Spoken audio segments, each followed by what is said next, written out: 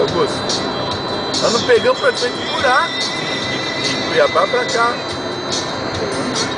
Não, 2, 3 buraquinhos pequenininhos, mas irrelevantes. A pior parte foi Campo Grande. Nós estamos rodando em Itapê. Por favor, seguir para a rota em destaque. Rondonópolis ali tinha uma buraqueirinha, um ou outro buraco, mas nada demais. Nada de assombroso, né? Olha aqui.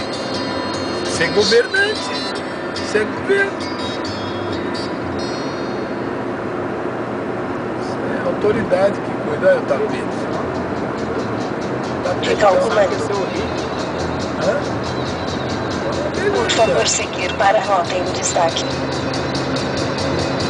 Os deputados federais, senadores lá, só conversando e não cuida da estrada, põe verba na estrada para conservar, deixa a estrada acabar toda para depois ir arrumar. E a BR-364 é um problema de anos, Marta Augusto. Desarruma. Há anos que a gente ouve falar. Você vê que os mapas falam de anos. E ela é ruim. Tá certo que ela tem muito movimento, tem tráfego de caminhão, mas tem que manter uma estrada dessa.